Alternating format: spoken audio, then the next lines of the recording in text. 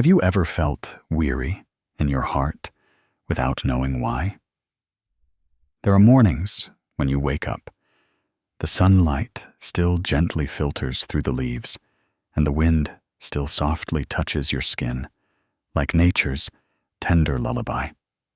Yet, deep within your soul, there's an invisible sadness weighing heavily. We still live, still breathe, still smile, but at times, we feel as though we're lost in our own lives. It's not because something overly sorrowful has happened, but simply because we feel exhausted, as if all efforts have become meaningless. Amidst the hustle and bustle of worries and dreams, we forget that our hearts also need to settle, to rest, and to heal. The Buddha once gently taught that nothing is permanent. Even today's worries will pass. That saying is like a cool breeze dispersing the heavy clouds in the soul.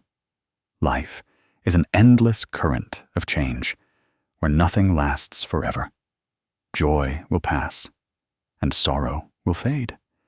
The things that trouble us today will one day be nothing more than a faint memory, like a dewdrop dissolving in the morning sun. We suffer not because life doesn't go our way, but because we constantly cling to the expectation that everything must always be as we desire. It is precisely because we do not accept impermanence that we imprison ourselves in suffering. When you are weary, don't rush to blame yourself for being weak. Allow yourself to rest, like a flower closing at dusk, so that tomorrow it may bloom more brilliantly. A Zen master once said that when we know how to stop, that is when we begin to go in the right direction. Sometimes the most important journey is not moving forward, but returning inward, a place where a gentle light has been waiting for us for a very long time. Let this voice, let this moment, be the bridge that brings you back to the pristine peace within yourself. Amidst the sound of wind rustling through the leaves and the gentle breath in your chest, close your eyes for a moment. Feel life silently flowing through every cell. No need to force, no need to resist anything. Just be present. Just be still. In that moment, you will see all worries dissolve like mist, leaving a quiet serenity in your heart. And you will understand that you are not alone. You are just passing through a layer of clouds to reach the light within. When long days suddenly become heavy, when every breath feels suffocated, because of things that cannot be named, we suddenly realize our hearts are no longer as peaceful as before.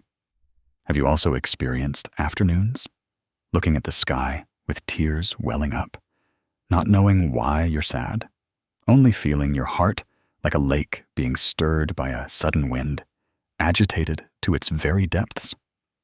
Every day we struggle through worries, from small things like meals and clothes to bigger issues like work, future, and relationships.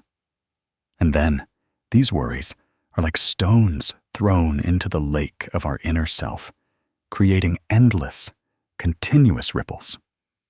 The Buddha once taught that all dharmas are mind-made, meaning everything in life originates from our mind and takes shape.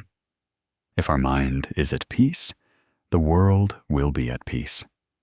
If our mind is in turmoil, even in paradise, we will feel lost. But why is our mind not at peace?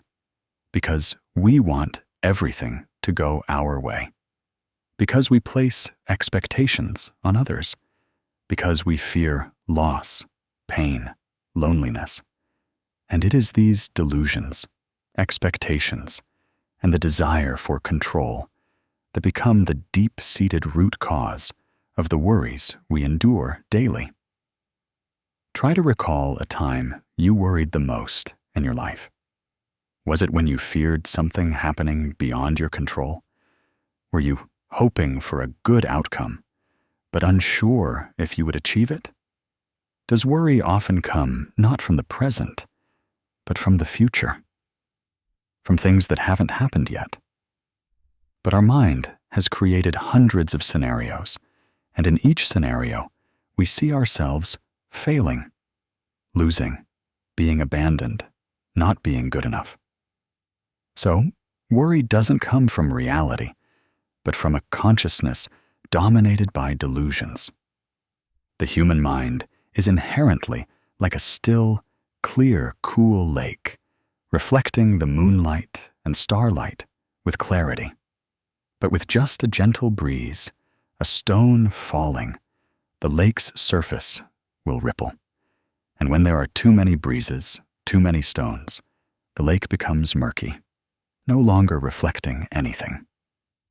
Our mind is the same.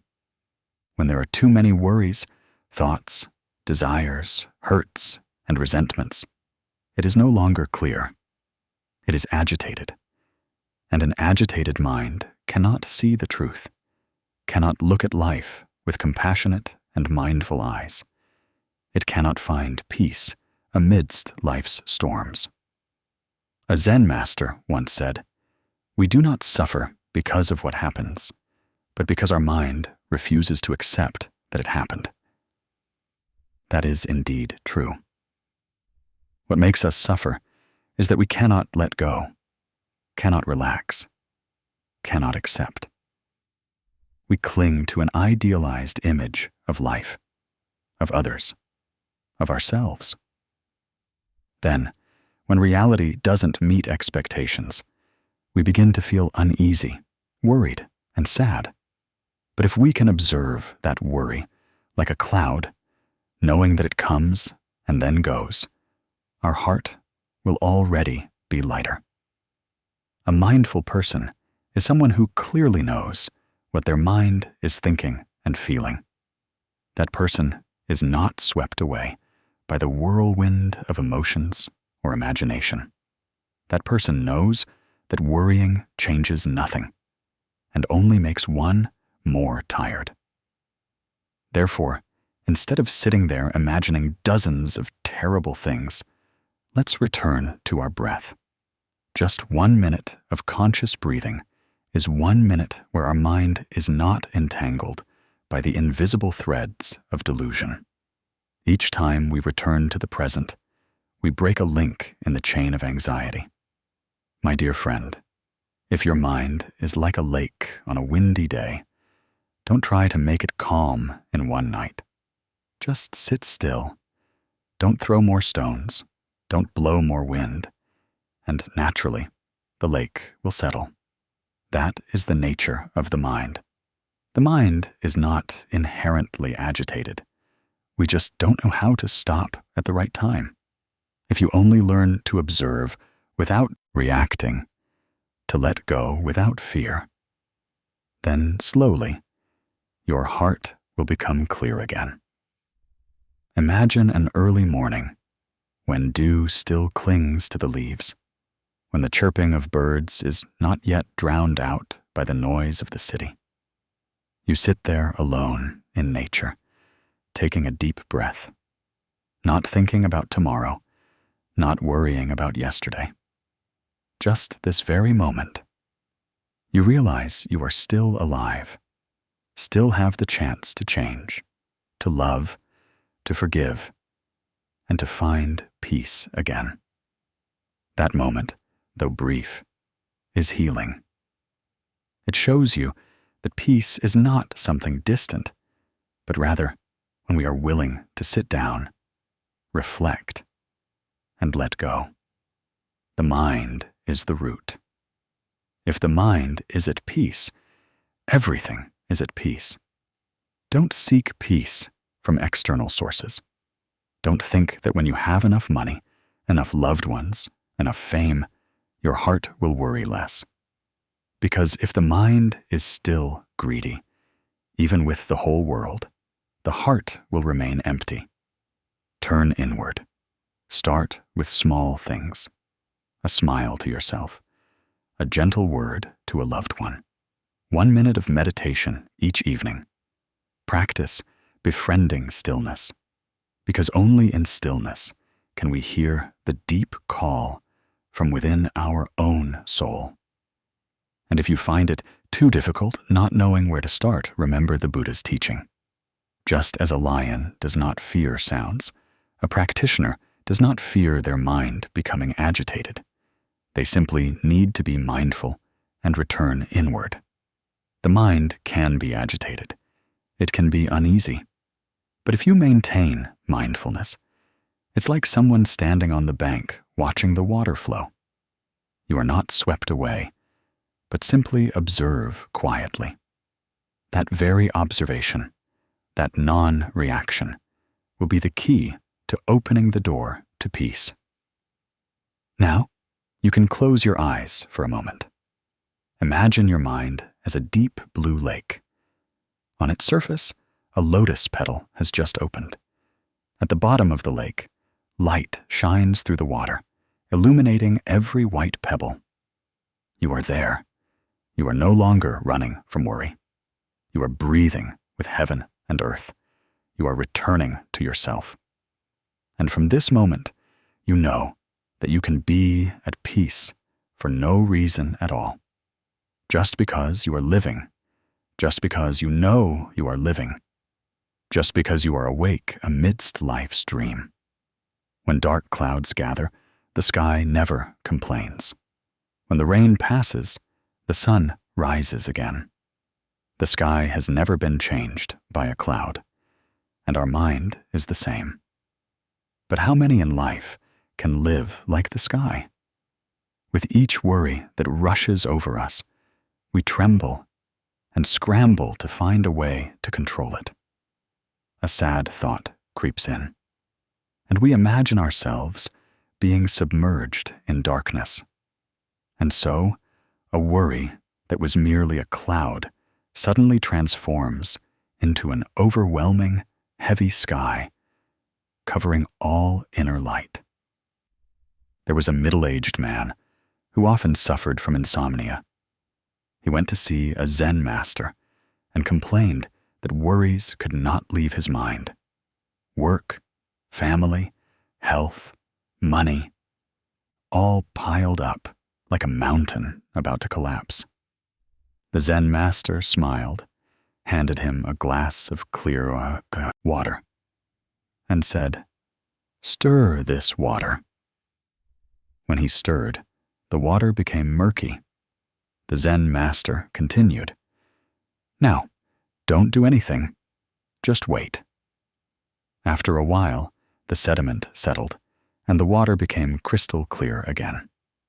Your mind is the same. Don't stir it further. Just observe. In meditation, lessons come through silence.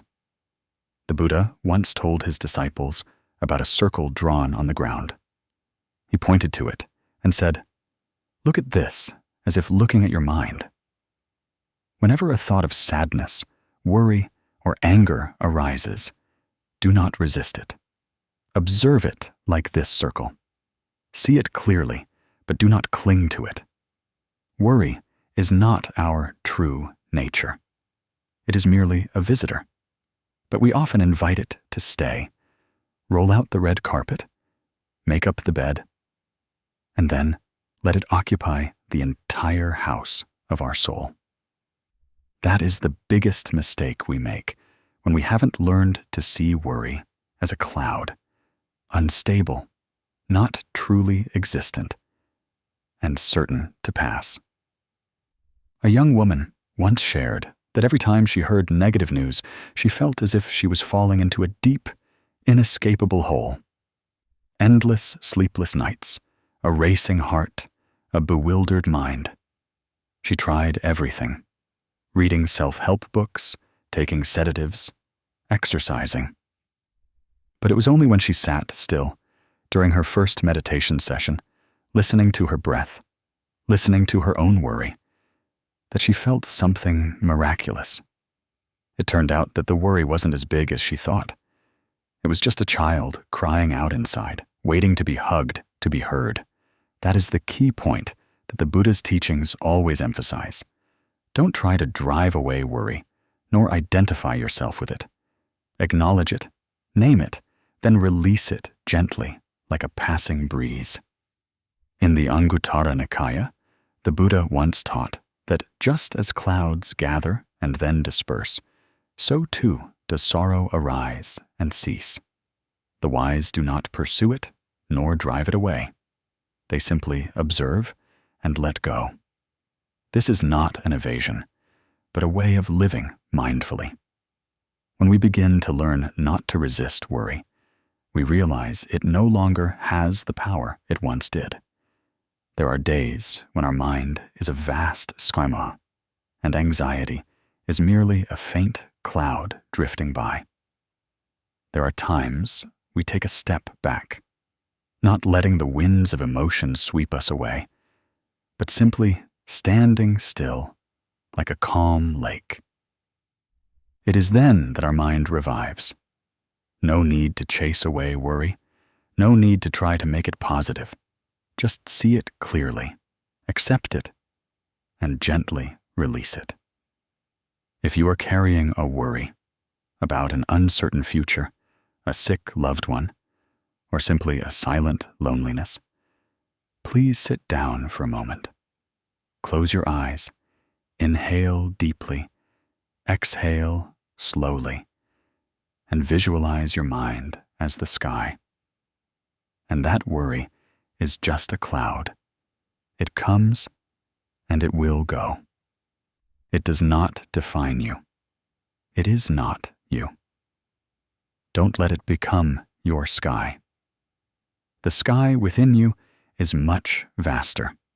Just as when you see a child crying, you wouldn't scold them, but would hug, comfort, and listen. Your mind is the same. Every moment of worry is a vulnerable part speaking up. Listen to it as you would listen to yourself. That is compassion for oneself, a solid foundation for inner peace.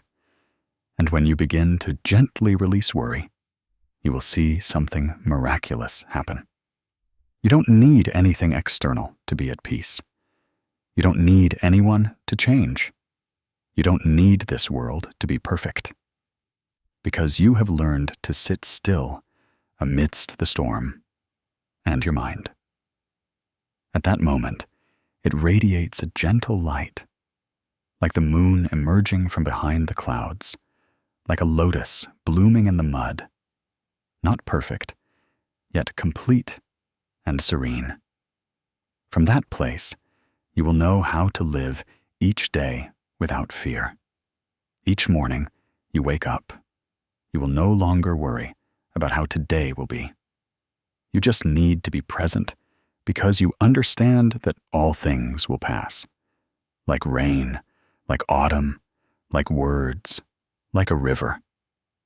Worry is just a stop, not a dwelling place. Don't cling, don't hold tight, don't make worry your reason for living. It comes and it will go, like everything else in this impermanent life. We cannot stop clouds from passing across the sky, but we can choose not to turn them into storms in our hearts. We cannot control everything that happens in life, but we can choose our attitude towards life. And when we choose mindfulness, choose stillness, choose forgiveness, choose compassion, everything becomes lighter. Even worry will dissolve in the light of understanding. Try once to look up at the night sky.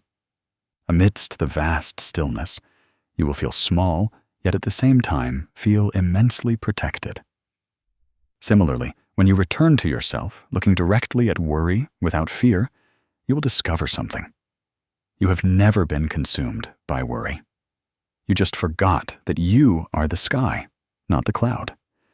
So if your mind is heavily clouded today, allow yourself to sit down and be real. Don't rush to chase away worry. Don't let it become your entire sky. Quietly observe, then slowly let go. The light of peace is always present within you, waiting for you to return, waiting for you to remember. The mind finds peace when it knows worry is not an enemy.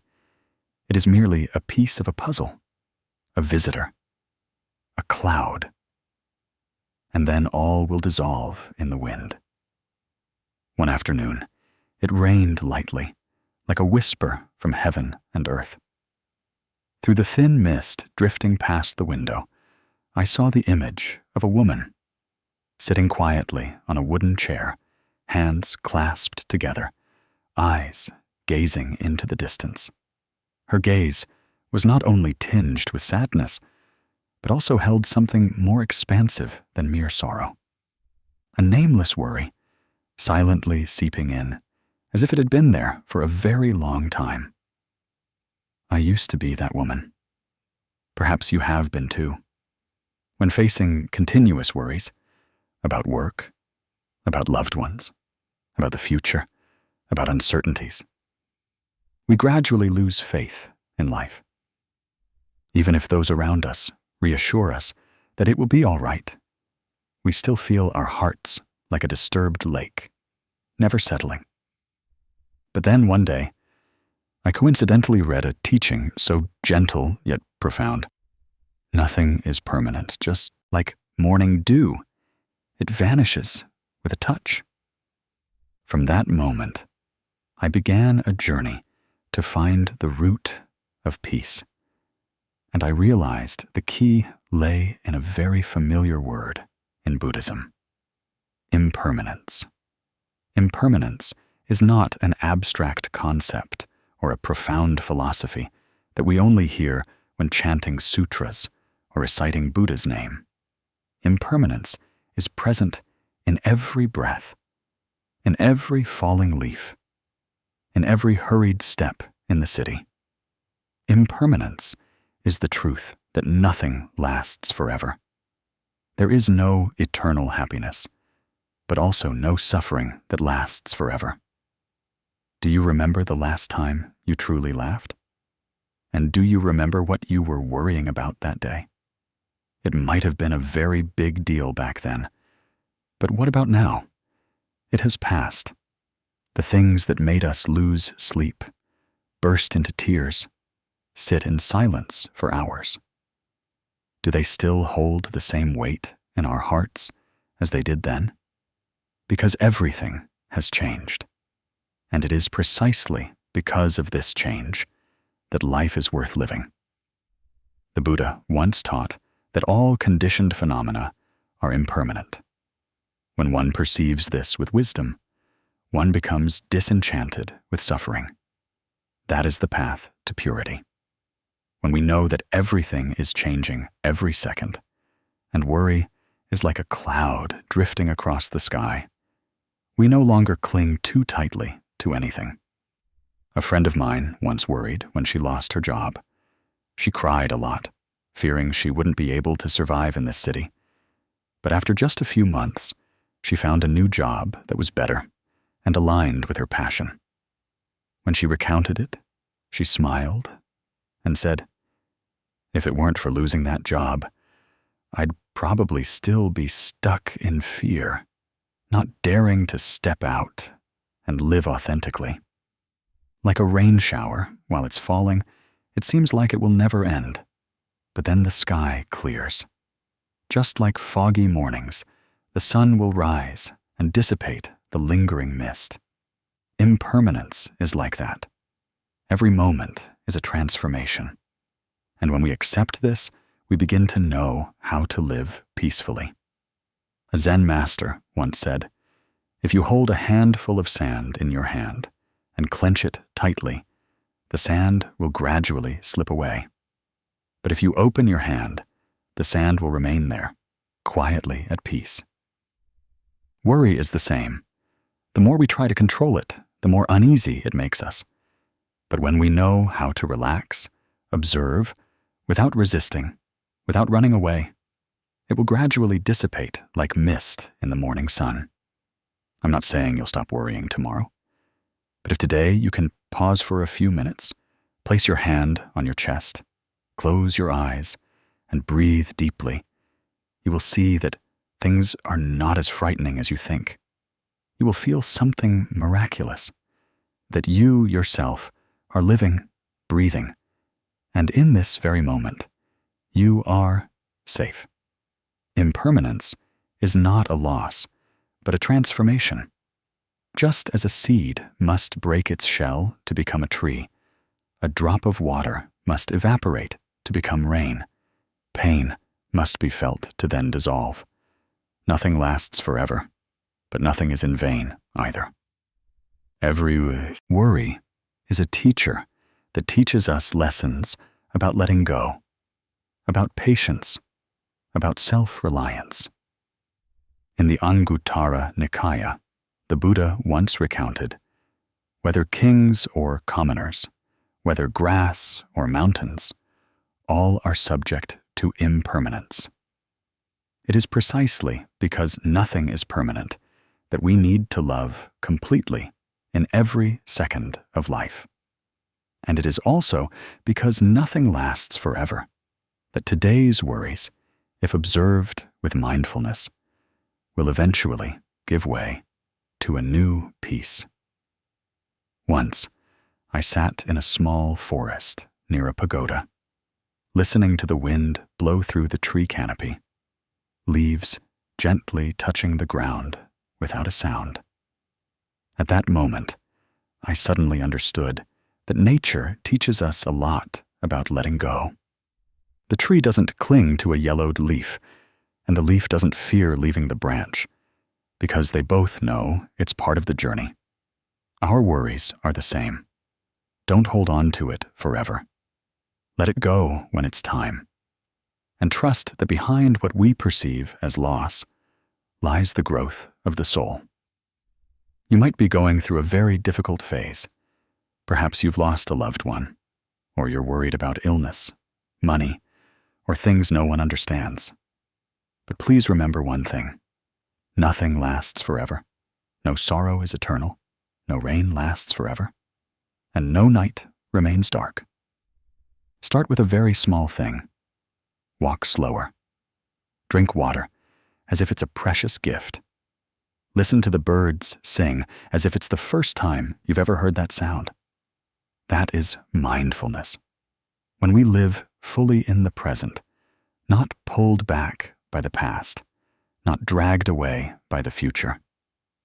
When living with mindfulness, we no longer fear impermanence, but begin to love it as an essential part of life, because it is impermanence itself that helps us understand the value of this moment. And thanks to impermanence, we learn to be grateful for what we have, even the smallest things. A simple meal, a peaceful sleep, a shared smile, all become priceless when we know that tomorrow everything might change. And if today you are heavy-hearted about something, please pause. Look at that worry as if looking at a wispy mist. Don't try to chase it away, and don't run from it. Just gently touch it with awareness. Then you will see that, like sunlight piercing through clouds, that worry will gradually dissolve, returning a clear sky to your soul. Finally, take a few minutes to sit still, close your eyes, and breathe with each rhythm. Inhale, I know I am alive. Exhale, I release what I cannot control.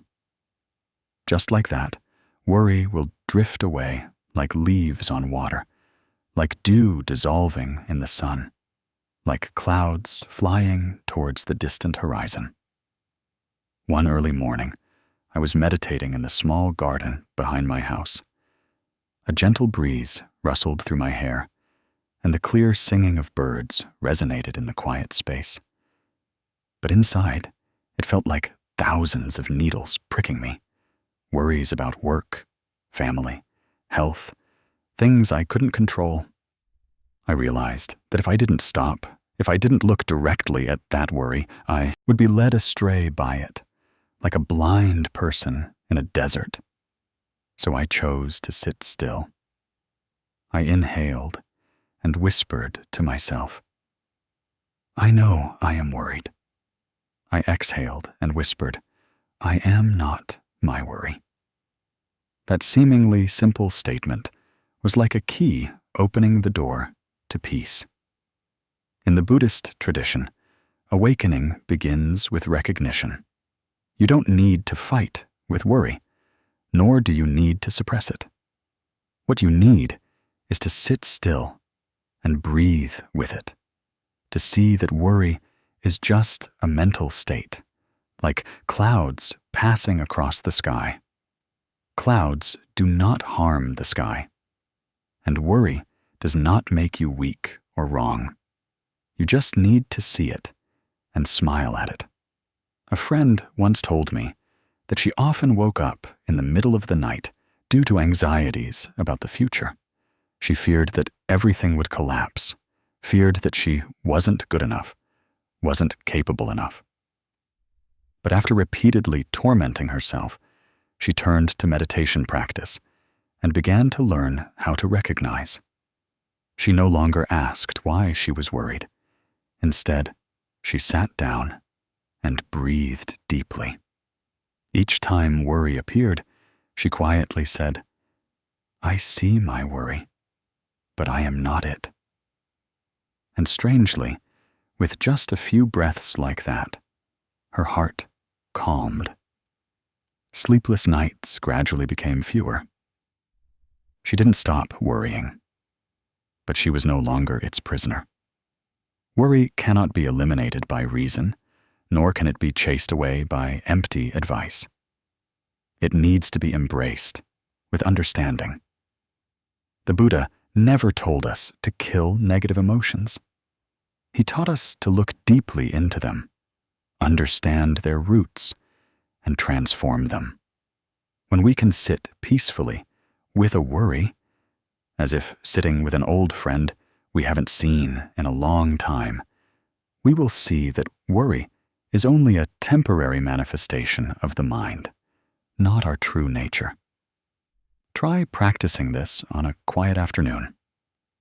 Choose a quiet place, perhaps a small balcony, a corner of a garden, or just a room with warm yellow light. Sit down, close your eyes, and inhale deeply. As the breath enters, acknowledge, I am breathing in. As you exhale, whisper, I am breathing out. Then continue for a few more rounds like that. Afterwards, when a worry appears, you don't need to push it away. Invite it to be present like a guest. Name it. This is worry about work, or this is worry about my mother's health. And you continue to breathe with it, as if embracing a crying child. Gently, without forcing, without resisting. In that moment, you will realize something miraculous. You have the ability to master your emotions, not by suppressing them, but by illuminating awareness. That is mindfulness, the precious seed that the Buddha transmitted to humanity. With mindfulness, you no longer drift in worry, but begin to swim in the waters of understanding and compassion. Zen, Master. Thich Nhat Hanh once said, when you know how to return to your breath, you are returning to life. Worry only exists when you are absent from the present. And that is truly true. Worry can only live in the past or the future. But when you dwell in the present, it no longer has ground to take root. You will clearly see that you can live freely, even as the world constantly changes. I remember once meditating in the forest, the rustling of leaves, the babbling of a stream like sounds from nature's heart. In that moment, I felt my heart like a still lake. All worries suddenly dissolved like morning mist. Not because they completely disappeared, but because I no longer clung to them. I could watch them pass by like watching clouds. No need to call them problems, simply mental phenomena. And when the mind no longer resists, peace immediately appears like the sun after a thick cloud. My dear friend, perhaps you are going through very difficult days. Perhaps your mind is filled with unknowns, with unanswered questions. But remember, you are not alone. Each of us has been a companion to worry, and we can all learn to gently release it, not by running away, but by turning inward. With just one breath, you can touch the peace that is waiting for you in the depths of your soul. If you are sitting quietly alone, try lighting an incense stick, closing your eyes, and placing your hand on your heart. Say to yourself, I see my worry, but I am not it. I am the one seeing, understanding, and learning to love myself. If that statement is repeated with compassion, it will be like cool water, nourishing the arid lands within your consciousness. And then, at some point, when you step out of the room, when you face the complexities of life, you will no longer be someone swept along. You will be someone walking, seeing, living, fully and steadfastly, like an ancient tree that has weathered storms but still reaches out to embrace the sun. You don't need to become someone who never worries. You just need to be someone who knows how to sit down, breathe with worry, and gently say, I am not my worry. At that moment, you have begun the path of a practitioner. You have touched the door to freedom. A door not out there, but right within your every breath, every mindful step, every moment you choose to be with yourself. And from that place, a very real, very deep peace will sprout, like a lotus blooming in mud, like a bell ringing amidst life's echoing currents. And you will understand that at the very core of worry lies a seed of awakening, waiting to be stirred. Under the gentle sunset, there was a woman standing by a small stream, holding a large water pot. Her back was bent, hunched by the years. A traveler passing by saw her looking strangely weary and asked, Why don't you put the pot down and rest for a bit? She smiled and replied, I've been carrying it all morning, and I forgot I could put it down to lighten my load. The young traveler gazed blankly after the old woman's receding figure, a question rising in his heart. Are we perhaps tormenting ourselves by constantly trying to hold on to things that we could and should let go of? Sometimes in life, we are also like that old woman. We carry on our shoulders not only necessary responsibilities, but also countless worries, sorrows, anger, and resentments. These emotional water pots grow heavier each day, making us weary without us even realizing it. In the Buddhist view, letting go doesn't mean giving up or being indifferent to life. Letting go is an art. It's knowing what is worth holding on to and what should be allowed to pass like clouds in the sky. It is when we learn to release unnecessary burdens so that our hearts can be at ease, like a serene lake in the morning mist. In the Samyutta Nikaya, the Buddha once taught, Whoever clings to anything is bound by that very thing. Whoever knows how to let go is liberated. A simple statement, Yet it contains profound wisdom about human psychology. When our mind clings to something, a broken relationship, a past mistake, an unfulfilled desire, the mind can never be at peace. We struggle in a whirlwind of regret, fear, and attachment. Like someone carrying a water pot all day, the longer they hold it, the more tired their arm becomes, and the heavier their heart feels. Only when we know how to put it down can we walk lightly and continue our journey. But how to let go without becoming uncaring? How to be gentle without becoming cold? This is precisely the art that Buddhist practitioners need to subtly absorb. Letting go is not about shrugging off responsibility, nor is it about closing off one's heart.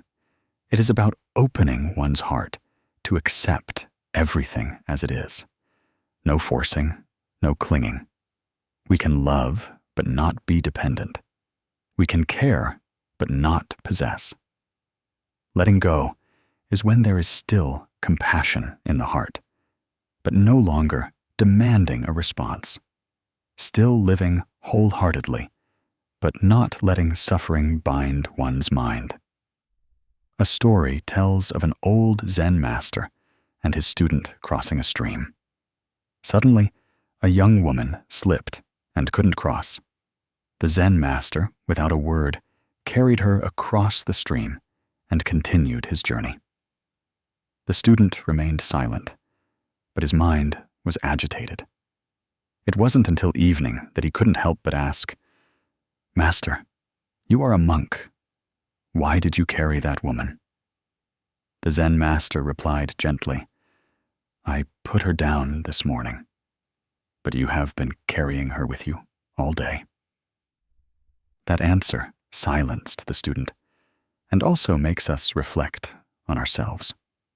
How many things do we think have passed, but in reality, we are still silently carrying them? When one's heart is still bound by resentment, regret, or obsession with the past, no matter how far one travels outwardly, the mind remains trapped in a vicious cycle.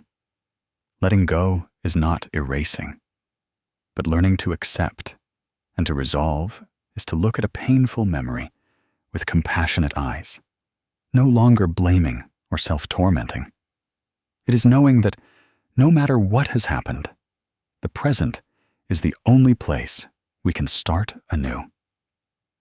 In today's hurried life, people are increasingly prone to losing their peace due to unnamed pressures. We embrace worries about the future, the fear of being abandoned, the sadness of not being recognized. These emotions are like dark clouds covering the sky of our consciousness, preventing the inner light from shining through. But if we are willing to stop, sit down, and look within ourselves, we will see that nothing is permanent. Emotions are like weather. They come and they go. No need to chase them away. Just observe and gently release, like leaves falling without clinging to the branch, like dew melting when the sun rises. Letting go is also like taking off an old coat. The coat once kept us warm, once felt familiar, but now it's too tight, old, and no longer suitable. If we keep trying to wear it, it only suffocates us. But taking it off also requires courage. Courage to bid farewell to the familiar, to step into the emptiness without knowing what will come next. Yet, it is precisely in that void that the seeds of peace have a chance to sprout. A Tibetan Zen master once said, "We do not suffer because of loss, but because we refuse to let go." That statement evokes a profound awakening within us. Life is inherently an endless flow of arising and ceasing. Nothing lasts forever. People come and go. Prosperity rises and falls. If we try to hold on to things that are inherently impermanent, then suffering is inevitable. But if we learn the art of letting go, we will see that each release is an act of liberation. Each acceptance is an act of healing. When the mind gets used to not clinging, not trying to control, we will realize that peace does not lie externally, but is precisely the absence of internal binding. We still live fully in this life, but we are no longer swept away by every fluctuation, like someone standing by a river, watching the water flow without fear of being swept away, like white clouds drifting across the sky, leaving no trace, no lingering attachment in the heart. And if one day you feel your heart is too heavy, please pause for a moment. Put down the water pot you have been carrying for too long. Sit down by a tree. Quietly listen to the wind, the birds, your own breath. Close your eyes and whisper, "I don't need to carry everything. I have the right to let go, and I deserve peace." In that moment, you will see a very gentle light in your mind, like a ray of morning sun piercing through the early mist. A ray of light that doesn't come from outside, but from within you. The one who has just learned the art of letting go. One drizzly afternoon, I met an elderly person sitting pensively on the quiet temple porch. He looked out at the garden, where leaves were gently falling with each gust of wind, his gaze seemingly traveling back in time to a distant memory. I quietly stepped closer, sat beside him, and said nothing. There was only the rustling of leaves and the faint scent of incense in the air. A moment later, he softly spoke, as if to himself, "You know, child, people suffer not because of the present, but because they keep holding on to things from the past. Some memories are like scratches on the heart. Even as time passes, they refuse to heal.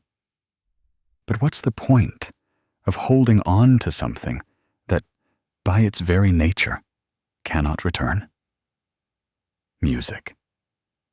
Those words were like a cool stream seeping into the dark corners of my soul.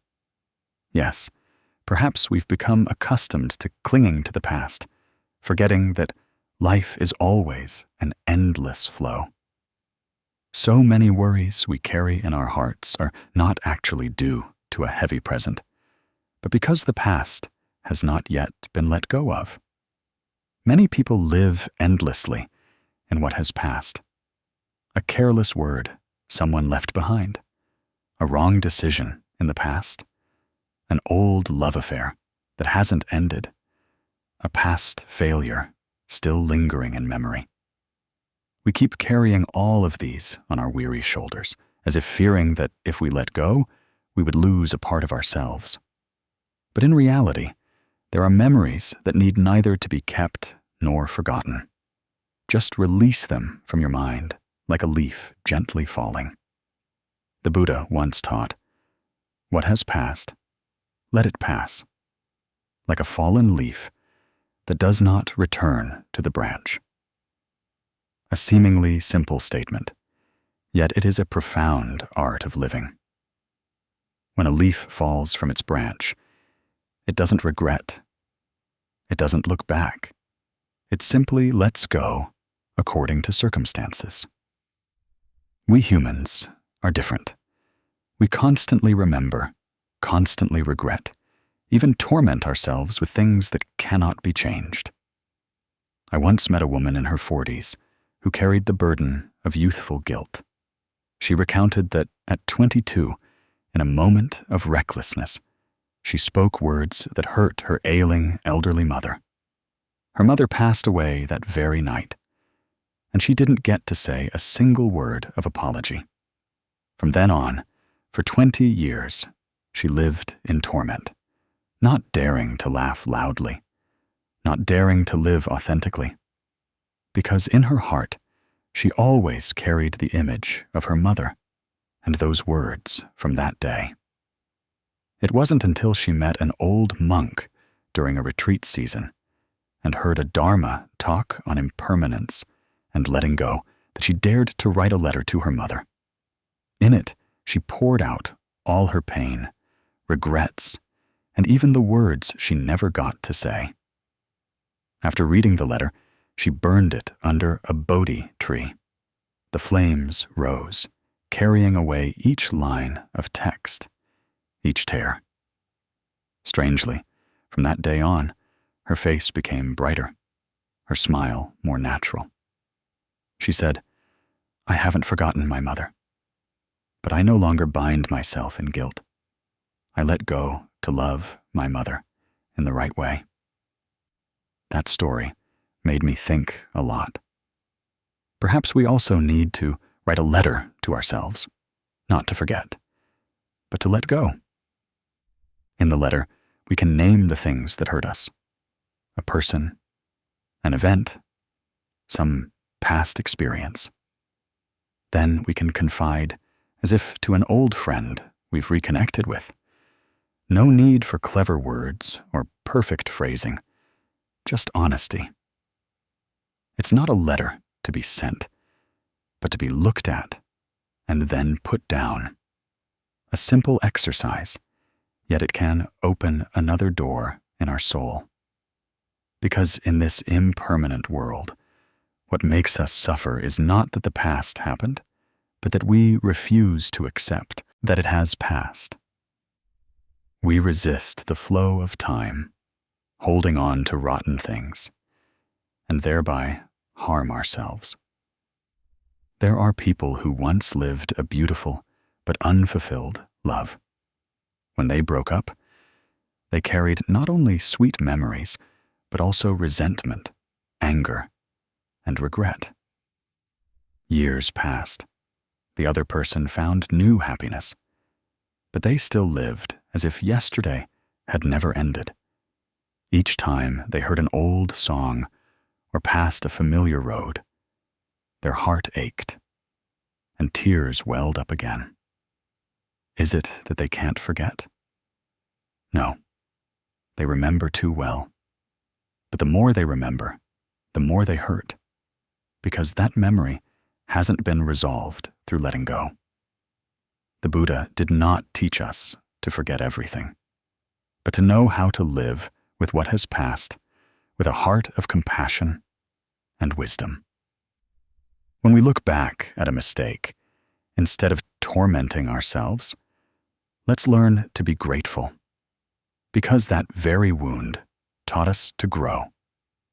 When we remember a person, instead of resenting them, let's send them a good thought, because even though they have left, they were once a part of our spiritual journey.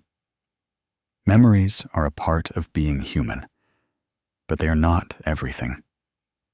Holding on to the past is like gripping sand in your hand. The tighter you clench, the more slips away. Letting go is to free your hands to embrace the present, to allow your mind to return to its inherent peace. Everyone has a forest of memories, with lush green canopies, and also withered, decaying branches. If we keep standing under the old tree to lament, we will never see the flowers blooming on the porch. Every morning is a new beginning. But to move forward, we must shake off the dust of yesterday. Close your eyes for a moment. Feel your breath flowing in and out steadily. In this very moment, the past no longer exists. The future has not arrived. Only now, the present moment is real. All mental afflictions are also like clouds in the sky. Just let them pass. Don't cling. Don't push. Just observe and smile. And the mind will be light as a leaf. That afternoon, as I left the temple porch, I looked back at the old man one last time. The wind picked up again. Another leaf fell. He watched it, a smile on his lips. A falling leaf isn't sad, child, because it lived a full green season. People are the same. What has passed, let it pass. We let go to live again in this very present moment. My dear friend, if there are still things in your heart you haven't let go of, please take tonight to sit quietly under a warm yellow light. Pick up a pen and write a letter to yourself. Write as if you are writing to your dearest loved one. Tell everything, say everything, cry everything out. Then gently fold it, light an incense stick, and send it into the void. No one needs to read it. No reply is needed. But perhaps in that very moment, you will feel your heart soften, just like after the rain. The sun begins to rise, and those fallen leaves turn out to be a sign of a new season beginning. So we don't need to hold on to the past to suffer. Nor do we need to try to forget to pretend we're okay. We just need to learn to let go gently, like a leaf separating from its branch, yet with a mind as bright as the moon in the night. That is the art of the awakened, the one who knows that nothing is permanent and that peace only appears when the heart has released. You are still here, still breathing, still have a chance to begin. And isn't that enough to smile? Have you ever sat quietly on a fading sunny afternoon, watching leaves fall from high branches onto damp earth, and suddenly felt your heart heavy with an unnamed worry? Even though everything around you is peaceful, you still hear unending questions echoing in your mind. What will tomorrow be like? What if that happens? How can everything go exactly as I want? We, humans living amidst life's constant flux, often don't realize that our own minds are creating an endless loop of worry. Each thought pulls another thought, like one wave hasn't settled before another crashes in. And then, in that ceaseless movement, peace becomes a luxury. From a Buddhist perspective, worry is a form of delusion. Illusions that the mind creates when it has not yet cultivated mindfulness. It is the result of an unsettled mind, a consciousness untrained to remain in the present. In the Samyutta Nikaya, the Buddha once taught, "Do not dwell in the past. Do not dream of the future. Mindfulness in the present, that is the refuge of peace." When we worry, our mind is projecting into the future, a place that doesn't yet exist. And the irony is that this very act causes us to lose the precious present. The loop of worry doesn't arise from a specific event. It begins with very small seeds in the mind. A fear, an uncertainty, something that hasn't happened yet, but we imagine it as real. The human mind tends to construct all sorts of negative scenarios to prepare for the worst. So a small thought, like, "I wonder if my boss will scold me tomorrow," quickly turns into, "If I get scolded, I might lose my job. If I lose my job, how will I pay my debts? How will I live then?" In just a few seconds, we've drawn a chain of disasters in our head, even though nothing has actually happened. Recognizing the loop of worry is the first step to stopping it. Just as when you realize you are lost in the woods, the first thing to do is not to run haphazardly in every direction, but to stop, listen, and observe. In Buddhism, this process is called contemplation, or insight meditation. Look deeply into your mind, without judgment. Just quietly observe. You can start with a question. What am I thinking right now? Where does that thought come from? Is it certain that what I'm thinking will happen? By asking these questions, you are turning inward, bringing the light of mindfulness to illuminate the ignorant darkness of worry. Meditation is a miraculous method to stop those loops. But meditation here doesn't require sitting cross-legged under a Bodhi tree. Meditation is present in every step, every breath, in every daily activity we do. Meditation is when you wash dishes, and only wash dishes, not thinking about what to eat today or what to do tomorrow. Meditation is when you sweep the yard, and only sweep the yard, seeing dry leaves fall as a manifestation of impermanence, without irritation, without regret.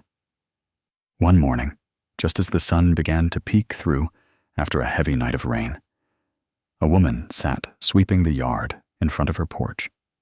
Heavy, water-laden leaves fell in drifts. Each time the broom gently swept across the damp ground, she whispered, "Sweep once, clear one thought, sweep again, lighten one worry." That is walking meditation, action in awareness, and in that conscious repetition, the loop of worry begins to gently unravel, like dew melting on a leaf. You don't need to change your whole life today to let go of worry. Just start with a simple task. Choose an activity you do every day, and try to perform it with complete presence. It could be brushing your teeth, brewing tea, folding a blanket. But this time, do it as if it's the first time you've experienced it. Feel the warm steam rising from the teacup. Listen to the sound of flowing water.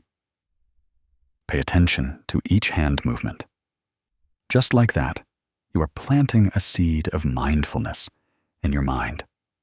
Over time, that seed will grow into a garden of stillness, where the whirlpools of anxiety no longer have ground to take root.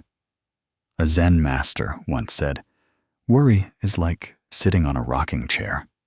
You move a lot, but don't go anywhere. The more you worry, the more uneasy you feel, the more you want to control everything. But waiting is not something to cling to. Everything comes and goes according to conditions. Life is a river. It doesn't stand still for us to predict, nor does it flow according to our wishes. We can only learn to relax, float on the surface, and trust that if we maintain mindfulness, the river will carry us to a peaceful shore. Within every person, there always exists a luminous space, a place without fear, without doubt. That luminous space is not far away. It is precisely the pristine, pure nature of the mind. When we stop long enough, listen deeply enough, we will realize that light is always waiting for us. Like the sun that never sets, only dark clouds obscure it. And when the clouds disperse, the light reveals itself without anyone needing to call it forth.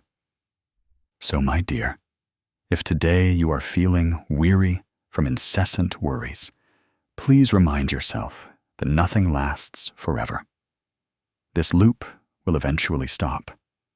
If you are willing to return and look at it with eyes of awareness, try walking meditation in a small task, and from there, open a larger path.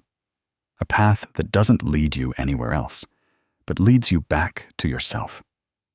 A place where there is no more worry, no more craving, only the tranquility of the present. And when you remain long enough in the present, you will see that every worry dissolves like morning mist on the mountaintop, leaving only a light heart and a peaceful soul amidst impermanence.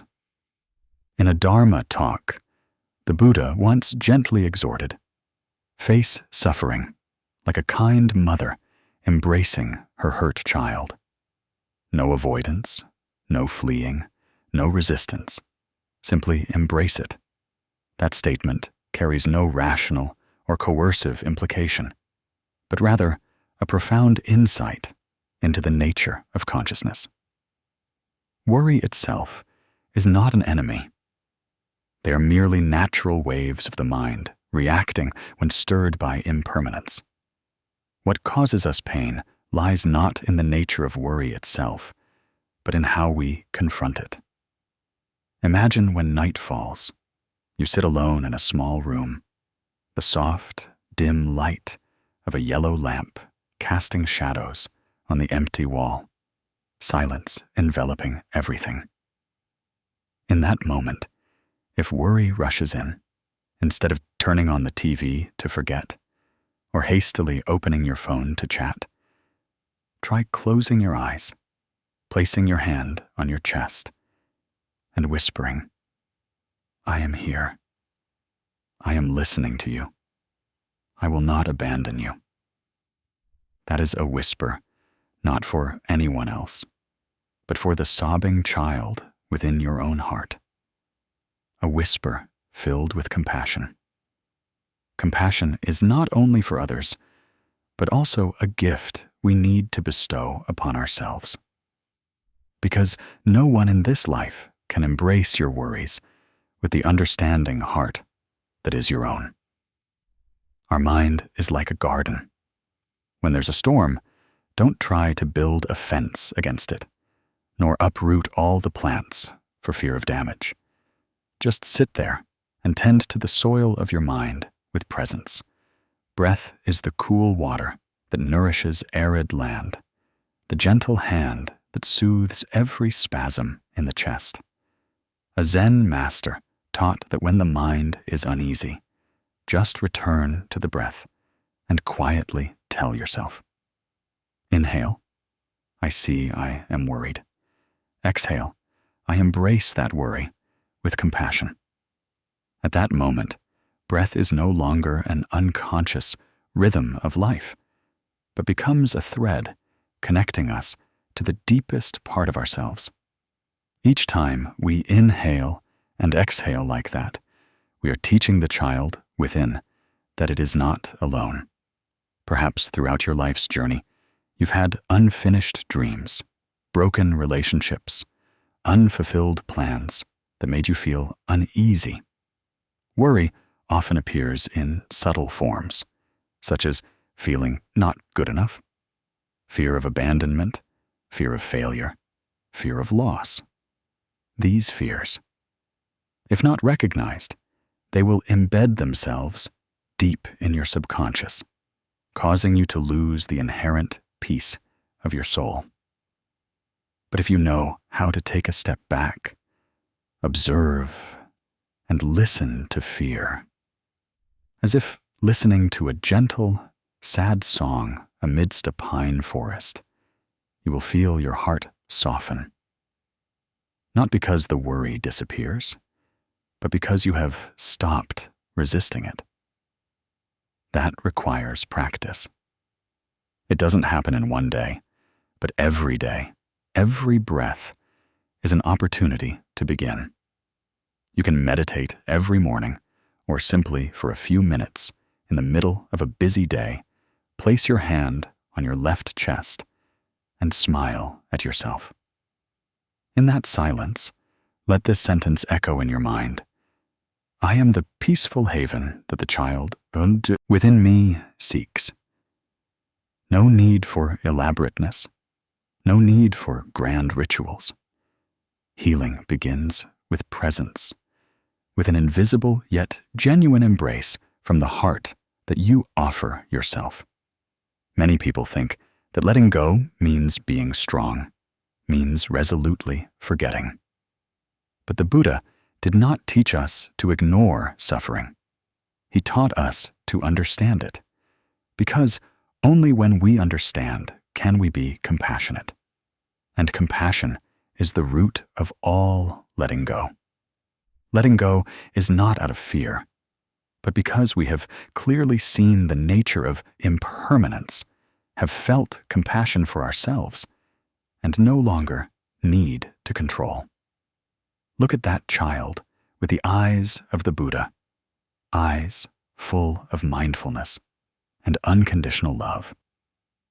When we live with compassion, worry also becomes a friend.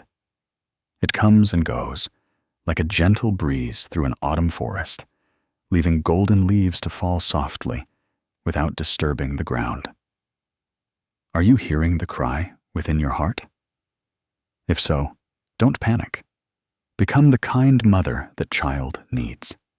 Return to your breath, to the wondrous life existing in every moment. Right here, where your heart beats, there is a sanctuary of peace, always waiting for you to return. Nothing lasts forever, not even worry. And because of that, you don't need to fight it. You just need to learn to sit down, place your hand on your heart, and tell yourself, I see you. I am here with you, and I'm not going anywhere. When you can say that to yourself, it is also when the storm calms, the clouds gradually disperse, and the light of peace begins to shine on the land you once thought had withered from worry. There, a green shoot is emerging.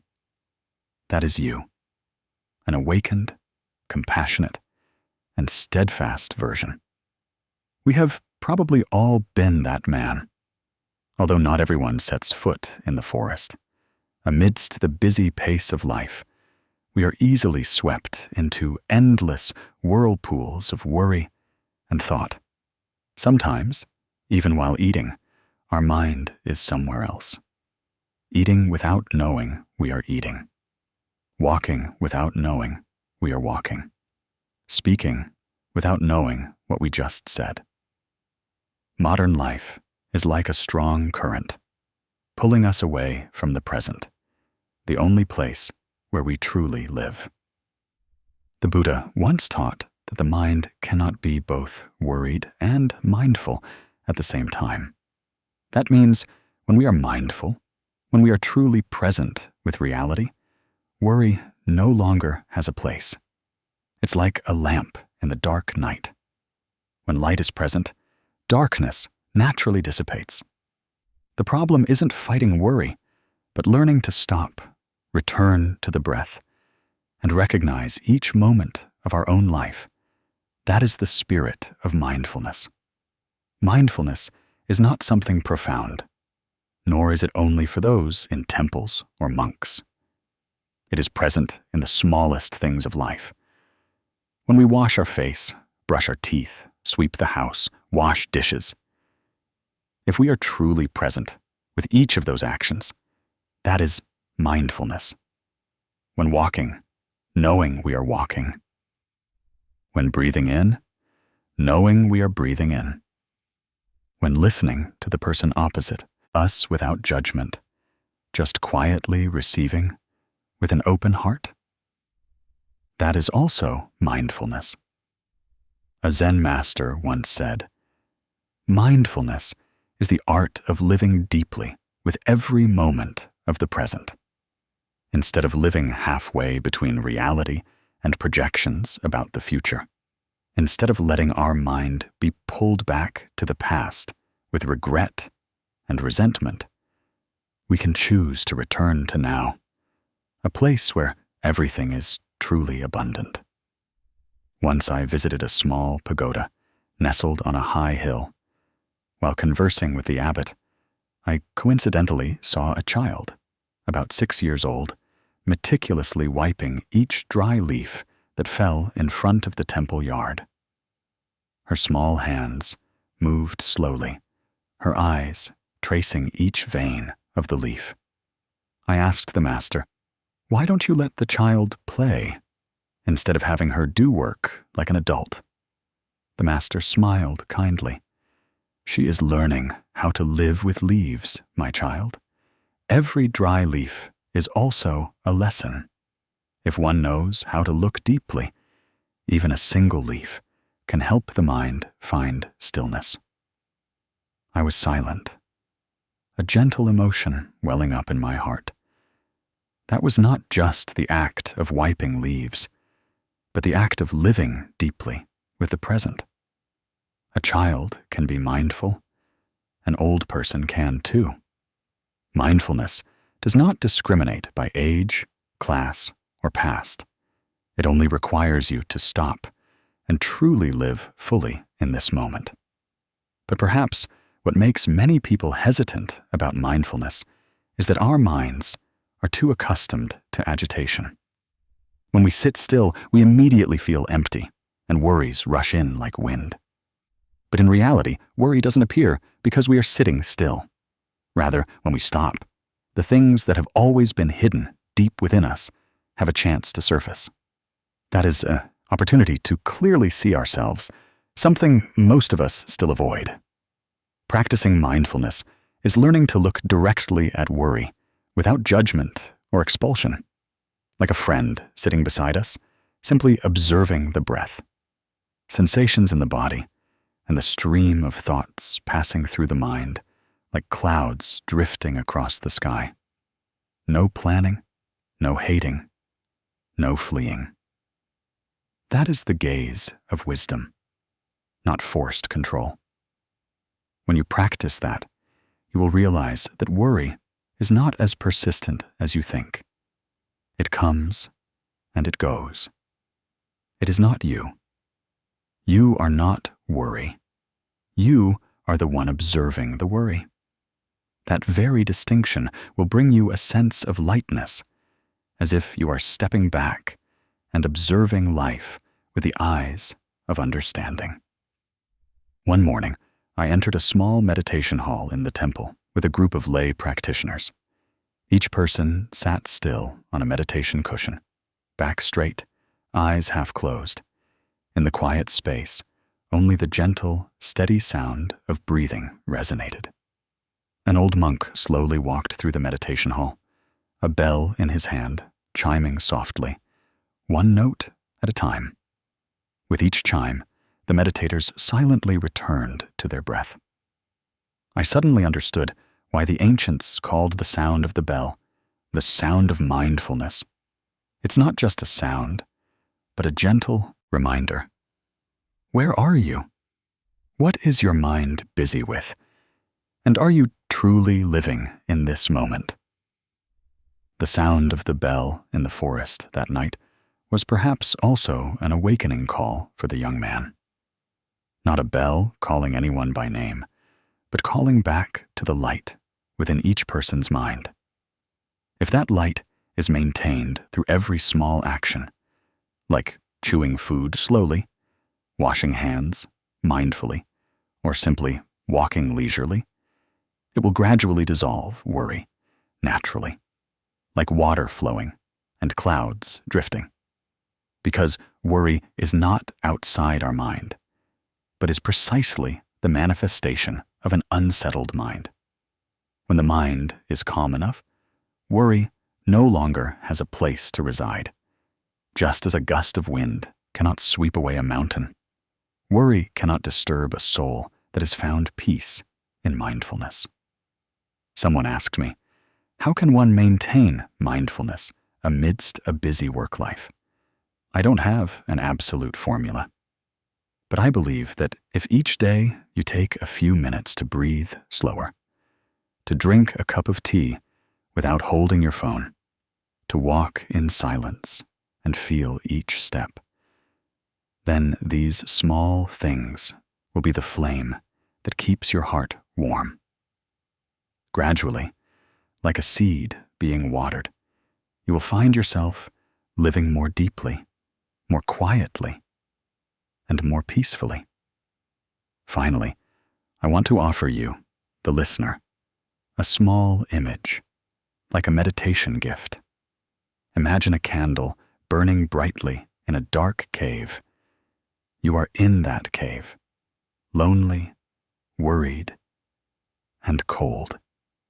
But that candle is mindfulness in your mind. Even if the light is small, if you care for it, preserve it. And don't let the wind extinguish it. Then gradually, the entire cave will light up. Worry doesn't need to be chased away, because when light is present, darkness naturally recedes. Return to your breath. Return to each step. Let every bell chime, every breeze, every gentle touch on your palm become an opportunity for you to return to yourself. For only then do you truly live. And only then can you find an unconditional peace, not from outside, but from within yourself. One day you wake up and suddenly feel lighthearted, not because something unexpectedly good has happened, but because you are no longer worried. You look out the window and see the gentle morning light filtering through the leaves. An early breeze softly caresses your skin, and the bird song, not boisterous, is enough to calm your heart. At that moment, you suddenly realize that the feeling of peace is not about everything being okay, but about your mind no longer having ripples. But then, reality pulls you back. Work is piled up. Children's matters are not yet settled. Your parents' illness keeps you tossing and turning every night. You sigh and ask yourself, is it really possible to live a day without worry? Just one day, only one day to live slowly, lightly, deeply, without being pulled into the whirlpools of everyday life? The answer probably lies right in the moment you just experienced a fleeting peace, just before reason knocked on the door. The Buddha once taught, do not pursue the past. Do not long for the future. Dwell in the present. In the Majjhima Nikaya, in the Bhikkhu Sutta, the Buddha emphasized the value of living a single day fully in mindfulness. He didn't say that you would never worry your entire life, but one day, just one day, you can live truly awake, not swept away by life's winds. And that day can be today. So what prevents us from living a day without worry? Is it perhaps because we have become too accustomed to worrying as an essential part of life? Like someone wearing heavy armor, forgetting that they can take it off at any time, simply by letting go. Many of us have equated worry with responsibility, believing that if we don't worry, we are uncaring. But worrying doesn't make things better. It only makes our minds chaotic. Worry isn't an action. It's a reaction. And that reaction is often born from a lack of awareness. A day without worry begins with a very slow morning. Not sleeping in, but waking up a little earlier to have time to connect with your first breath. You don't need to meditate for a long time or chant extensively. Just sit mindfully for 3 minutes. Close your eyes and feel your breath flowing in and out like a cool stream. That breath is not yours. It is the rhythm of the entire universe flowing through you. If you truly pay attention to each breath, you will feel your heart being cleansed. All worries, like worldly dust, settle down, quietly forming a foundation for meditation. That morning, you step outside, whether it's just a balcony or a small yard. Let the sunlight touch your skin like a purifying ritual. You can pour a cup of tea very gently, very slowly, as if each drop of water is a tiny piece of time dissolving into the present. When you bring the teacup to your lips, you're not just drinking water. You're drinking awareness itself. The Buddha taught, when eating, know that you are eating. When walking, know that you are walking. Mindfulness is the light illuminating every step. A peaceful morning doesn't require many rituals. It only needs you to be fully present in every action. When you start your new day with presence, you will find yourself not being dragged by worries. Even though work is still there, pressures still await. Your mind is no longer controlled by external echoes. You can listen to some soft music, take a few steps down a small alley, or simply sit still and listen to birds sing. You might think these things are too luxurious for a busy person, but in reality, the luxury isn't time, but silence in the mind. If you just allow yourself to stop for 5 minutes, healing has already begun. A day without worry doesn't mean you reject reality or shirk responsibility. On the contrary, you accept everything as it is. You don't run from difficulties, but you also don't let them consume your mind. Like someone standing in the rain, instead of screaming or running away, they spread their arms to welcome each falling raindrop. Because they know the rain will also pass, and worry, like rain, comes and goes. But dwelling in the present is the solid shelter for you to stand there and smile. As noon approaches, you can take a few minutes to listen to your body. No need to eat in absolute silence like Zen masters, but try eating slower. Taste the natural sweetness of a fruit. Thank the person who cooked that meal. Remember that you are still fortunate enough to have food every day. That is also a form of meditation. Meditation in gratitude. And when your heart is full of gratitude, there will be no room for worry to reside. You can try writing down 3 things you are grateful for today. No need for grand things. It could be, this morning I woke up without pain. I heard my child's laughter. Or, today the sky is unusually beautiful. These things might seem small, but they are miracles. Because a worried person often only sees what they lack, while a person living in mindfulness always sees that they have enough. The Buddha taught that happiness comes not from having more, but from knowing sufficiency. And as the afternoon passes, you still carry that gentle feeling within your heart. Phone calls, emails, everyday urgency no longer make you panic. You react from calmness, not from anxiety.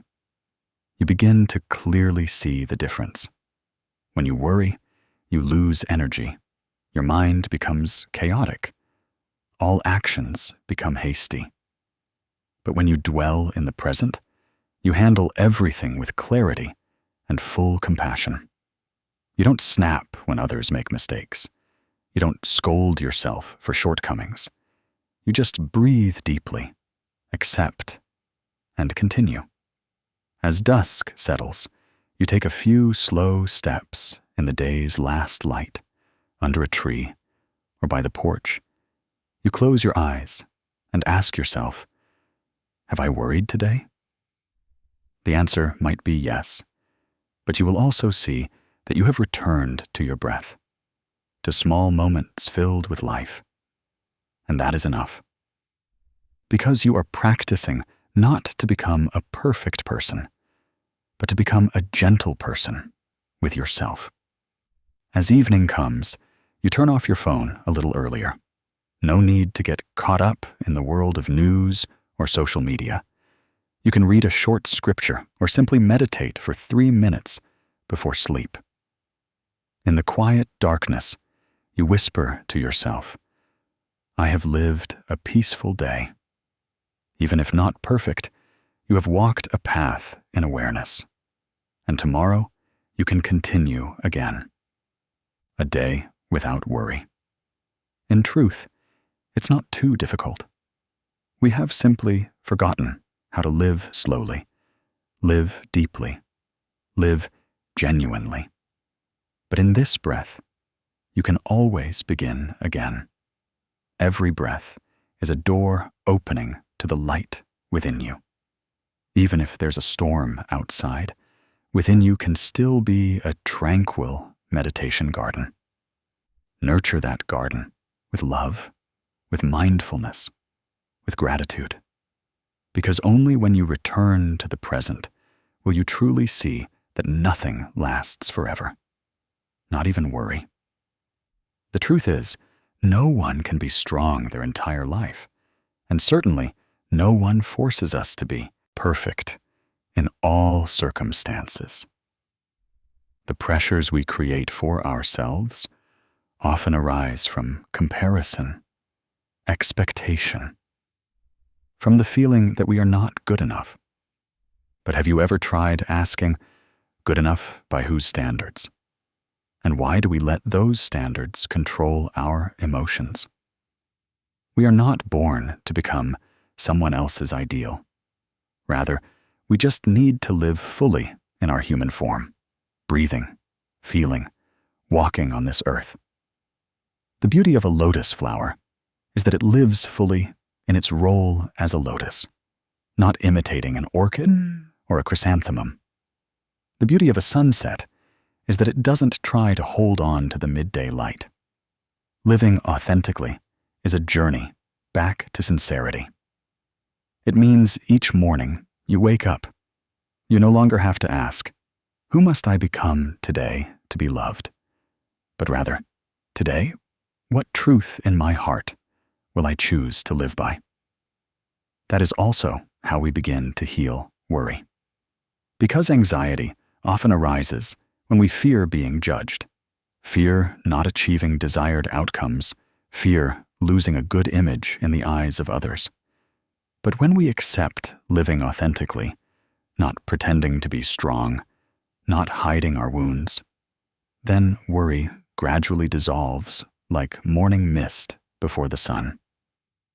Once, the Buddha, while meditating under the Bodhi tree, taught that if there is mindfulness in the mind, the devilish forces cannot disturb it. If the mind is clear, the world is clear. If the mind is in turmoil, the world is also in turmoil.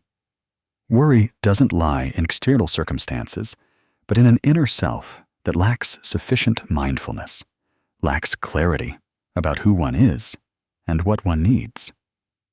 And to begin the journey back to yourself, there is a small yet profound practice you can do right now.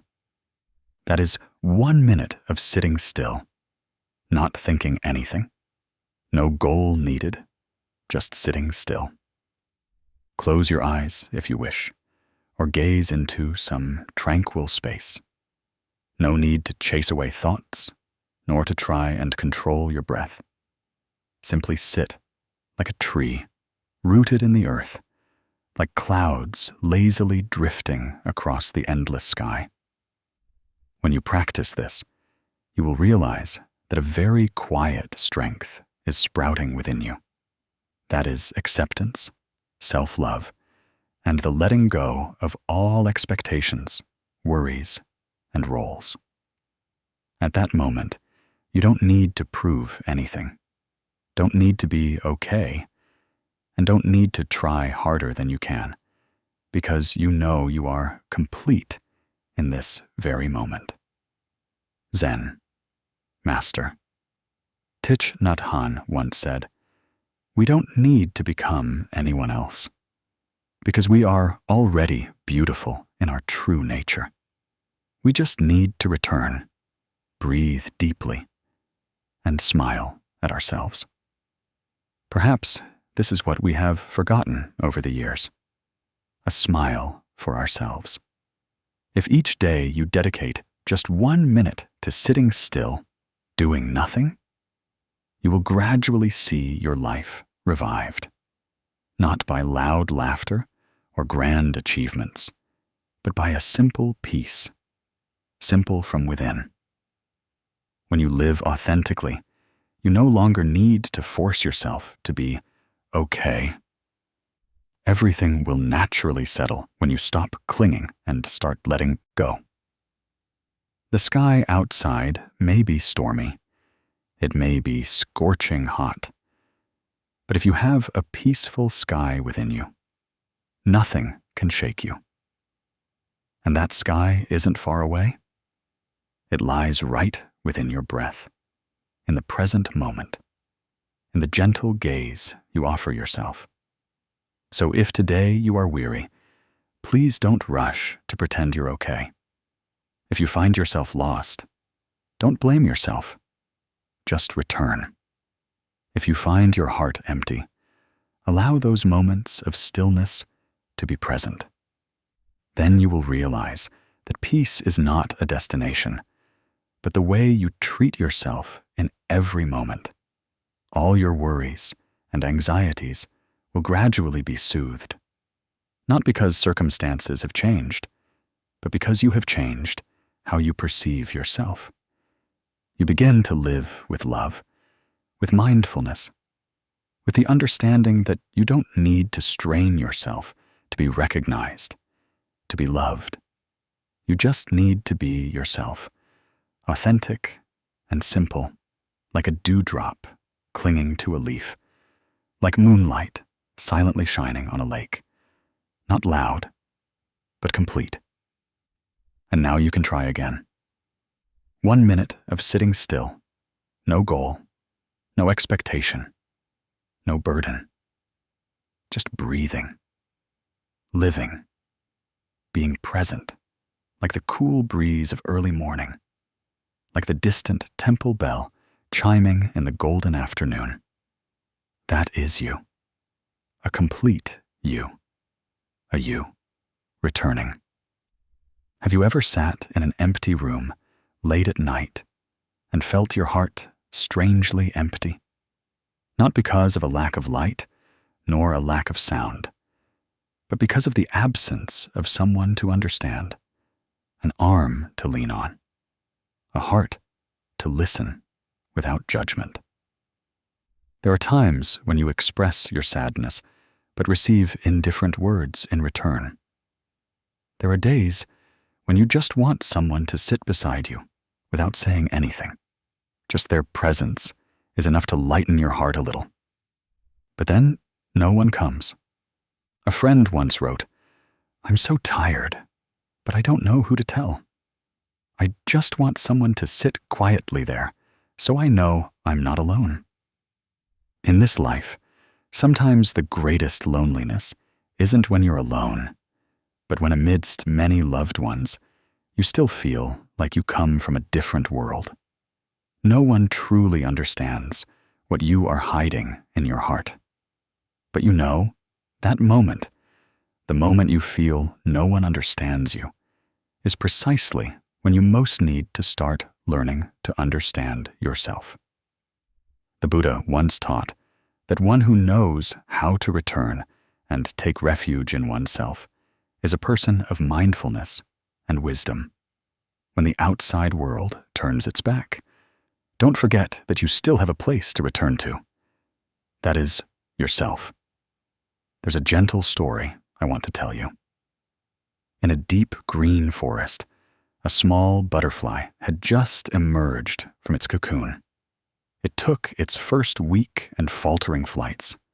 The wind blew hard, rain poured down. Each time it fell, it tried to get up, warming its wet, cold wings with the very breath of Mother Earth. No one helped it, but it was in that very loneliness that it learned how to fly, to embrace itself, and continue its journey. You are the same. Perhaps today you are in a rainstorm with no umbrella, no one to shelter you. But who knows? That rain might just be a gift to help you wash away old pain and find the light from within your own heart. The Buddha taught that all phenomena are impermanent. Emotions, circumstances, people, all come and go. But there is one thing that can remain: the true understanding of oneself. When no one understands you, don't rush to blame life, blame others. Ask, have I understood myself yet? Have you ever overlooked yourself in the same way others have? Understanding yourself is not something grand. It is when you pause for a moment amidst a busy life, asking your heart, how do I feel today? What do I need? Am I straining myself to please others? Those seemingly small questions are the key that leads you back to your inherent peace. I know there are days when it's truly hard to smile. There are mornings you wake up and feel your heart heavy as stone. But you are not alone. On that healing journey, many people like you are also learning to embrace themselves. Each of us is a small lamp in the dark night. And when we know how to turn inward and light ourselves up, any darkness will gradually give way to light. Imagine a windless afternoon in a golden field. You sit amidst the vast space, hearing the chirping of birds and feeling the gentle breeze caress your skin. No one asks what you are sad about, and no one judges who you are. All are simply silent and present. Nature is like that. It doesn't need to understand you, doesn't need explanations. Just being present is enough to soothe. If today you feel small, remember that a mighty tree was once a trembling seed. If today you have no one to hug, hug yourself. Place your hand on your chest, close your eyes, and say, I am still here. I understand you. I will not abandon you. That is the gentlest whisper you can offer your own heart. We don't need anyone to save us, because true liberation comes from within, not from someone outside. Just like a lotus flower doesn't need rain to bloom. It only needs light and patience within the mud. You are on a journey home, your own home, and every step you take, however silently, is a step on the path to enlightenment. When you look back, you will see that the loneliest moments are often the most important turning points in life. That is when you learn to walk on your own 2 feet. When you stop seeking external validation and start accepting yourself. That is the gift that understanding brings. A gift no one can take away. Thich Nhat Hanh once wrote, "Be your own friend. That is the most important thing." If you cannot be a friend to yourself, no one else can do that for you. When you become your own closest friend, you will no longer feel lonely, because you will have a friend who always listens, always understands, right within your own consciousness. You can start with a small action. Write a letter to yourself. Write lines to yourself as if you are comforting a dear friend who is hurting. Say the words you once wished to hear from someone else. And then you will be surprised to find yourself more steadfast, lighter, no longer expecting too much from others. You don't need to strain yourself to be strong. True strength is not about not crying, but daring to cry, daring to be vulnerable, daring to face yourself, and still choosing to move forward. You don't need to try hard to be understood, because true understanding begins from within. If today you feel your heart like a dry leaf swept away aimlessly by the wind, allow yourself to stop. Take a deep breath. Gaze at the changing sky. Feel your own heartbeat. And then gently smile, because you know you are still alive, still learning to let go, still growing from what seemed like your weakest days. And if you still have doubts, remember that in the Buddha's view, no one is abandoned. Everyone has an inner light, even if it may be covered by the mists of worry and hurt. Believe that one day, the sky of your mind will clear again. Now, as we conclude this section, please take just 1 minute to sit still. Inhale, you return to yourself. Exhale, you release the desire to be understood. Inhale, you acknowledge the sadness that is present. Exhale, you embrace it with all tenderness. Let each breath be an embrace offered to your heart, a heart that has bravely weathered countless storms. You are not alone. You are learning to return, and you are doing very well. On a cool afternoon, as the sunset slowly descended behind the hazy, distant mountains, a man stood silently by a small stream. The gentle gurgle of water flowing over moss-covered stones soothed his soul. The wind rustled through the leaves overhead, carrying the faint scent of freshly bloomed wildflowers. He closed his eyes, listening to the wind and his own heart. For many months, he had lived in a cloud of worry. Worries about work, about his children, about things yet to come, and even about things already past. He was so tired, he no longer knew if he was living or just chasing a cycle of unease. It was then that he suddenly recalled an old saying that his former spiritual teacher had told him years ago. Every worry is a reminder, a bell of awakening, not to flee, but to return. Perhaps he had never understood that saying as deeply as he did at this moment. When his heart was full of turmoil, the voices in his head kept echoing. What if that happens? What if I fail?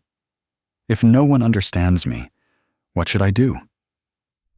Each question was like a wave, and he, amidst the vast ocean, had struggled endlessly, not knowing that sometimes he just needed to relax and let the waves crash, for they too would eventually dissipate. He began to ask a different question, not to find solutions for everything out there, but to return to himself. What am I worrying about? And why am I worrying about it? These seemingly simple questions were the key to opening the door of awareness. In every moment of worry, if we know how to stop and look inward, we will find many layers of emotion that we had never recognized before. It might be the fear of abandonment, old unhealed wounds, or expectations for a future that hasn't arrived. The Buddha once taught, "Mind is the forerunner of all mental states. Mind is their chief. They are all mind-wrought. If one speaks or acts with an impure mind, suffering follows one as the wheel follows the foot of the ox." This means that when our mind is swayed by worries that have no real root, all our thoughts, words, and actions will also be tinged with unease. And similarly, when worry comes, instead of viewing it as something negative to be eliminated, we can learn to see it as a silent teacher. Each time worry arises, let's pause for a moment, take a deep breath, and listen to ourselves. Ask, what am I clinging to so tightly that it makes my heart so uneasy? That question doesn't need to be answered immediately. Just hold it in your mind like a seed. Then, in some quiet moment, the answer will silently sprout. Once, a woman recounted that she always lived in fear of losing her loved ones. Even when her family was happy, she often dreamed of separation, which made her heart uneasy and restless. She sought advice from an old monk. The monk quietly invited her to sit by a Bodhi tree and asked, "Can you stop leaves from falling in autumn?" She was silent. The monk smiled. "Worry is wanting autumn not to come. But when we understand impermanence, we no longer worry. We simply learn to cherish each leaf that is still green." That statement brought tears to her eyes. From then on, she no longer lived in fear of loss, but learned to love the present with full awareness. That is also what the Buddha always emphasized. Awareness. When our mind is sufficiently aware, worry can no longer control us. Awareness is not some strange, supernatural state, but precisely the act of recognizing that we are worrying, that we are afraid, that we are running from something, and then we return to our breath, to our body, to our current emotions.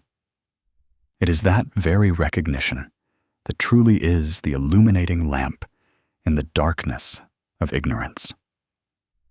In a passage from the Anguttara Nikaya, the Buddha taught that just as one guards a lamp, not letting the wind extinguish it, a practitioner must guard mindfulness, not letting delusions carry them away. When we see worry, we don't need to chase it away. We just need to light the lamp of mindfulness to see clearly what it is. It could be a craving, a habit of control, or simply an uneasiness that hasn't been soothed. Each time we recognize it like that, we take one more step on the path to liberation. Someone asked, "Will I ever stop worrying?" The answer is no. Worry is a very real part of human life. But the important thing is not that we no longer worry, but that we are no longer controlled by it. Just as when a dark cloud passes across the sky, we don't need to run away. We just need to know that it's just a cloud, and it too will disperse. The sun is still there, only temporarily obscured. Life is unpredictable, and it is precisely this unpredictability that makes life rich. If everything were within our control, what would we have left to learn, to feel, to grow?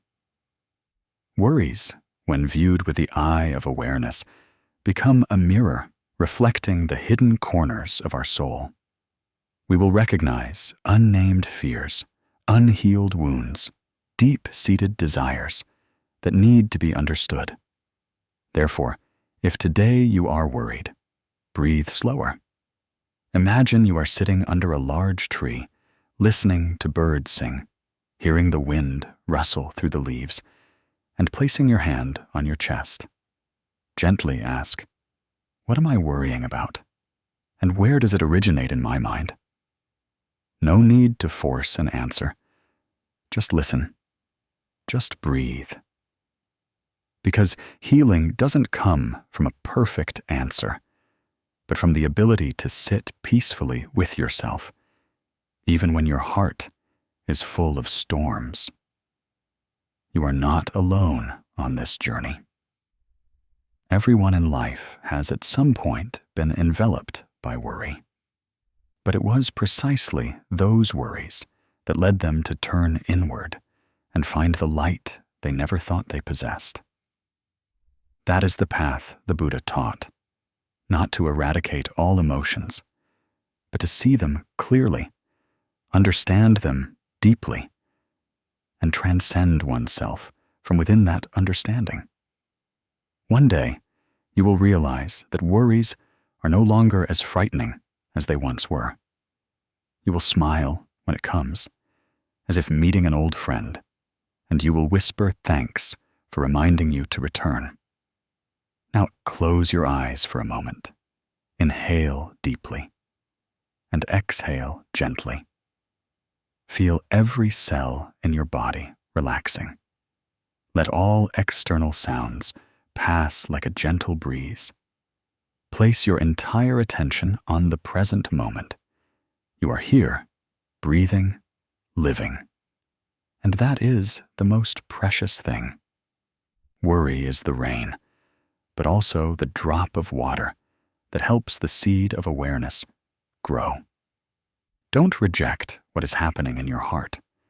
Embrace it with all the tenderness you have, because only when we are gentle enough with ourselves can we truly know how to live a peaceful life. And tomorrow, if worry comes again, smile and quietly remind yourself, every worry is a reminder. Live more mindfully today and forever after. On a subtly gentle autumn afternoon, I walked alone on a path covered with fallen leaves. The cool air felt as if it was reminding me that time was passing very softly, yet also incredibly certainly. A leaf had just detached from its branch, twirled in the air, then landed on the ground like the final note of an autumn symphony. I stopped, watched the leaf, and unconsciously sighed. In that moment, I realized something very simple. Nothing is permanent. And precisely because of this, every moment we are alive, every breath we take, is a miracle. We have journeyed together through the previous parts of this path, from silent worries that clung to us day and night, to the art of letting go, then learning to live mindfully and facing loneliness with awareness. And now, as everything has settled, as the mind has found some peace, I want to invite you to join me in concluding this journey with a gentle closing message, like a wisp of morning mist, like a peaceful greeting from a life that never stops. I know you might be hearing these words on a sleepless night or on a weary morning, when your heart is still filled with so much worry, confusion, and even disappointment. Perhaps you once hoped that life would be gentler, that people would understand you more, or at least that everything would turn out exactly as you expected. But then everything veered off course, and you were left alone with unanswered questions. But do you know? It is precisely in those moments, when there is nothing left to cling to, that we can clearly see ourselves. Just as the moonlight is only clear when the water is still, our mind only shines brightly when all desires and calculations are let go of. The Buddha once taught that life is a sea of suffering, but not to make us pessimistic, rather for us to understand. Suffering is a natural part of life, and enlightenment only comes when we no longer deny it. An old story tells that a man came to the Buddha and complained about his troubles. He said he suffered from insomnia, marital discord, disobedient children, and failed harvests. He wanted the Buddha to help him eliminate all that suffering. The Buddha smiled and said, "I cannot help you eliminate all those things, but I can teach you how to live peacefully with the 83 sufferings that everyone experiences in life." The man asked, "Then what is the 84th suffering?" The Buddha replied, "It is the desire not to have suffering."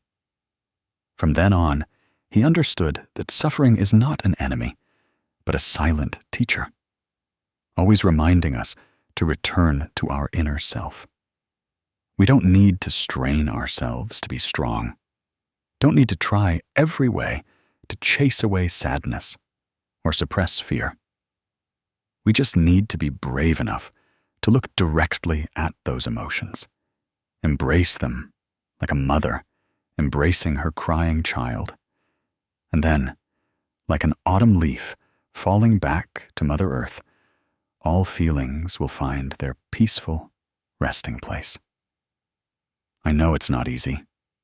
Living gently amidst a noisy and bustling world is like swimming against a strong current. But you don't need to fight the current. You just need to know where you are drifting.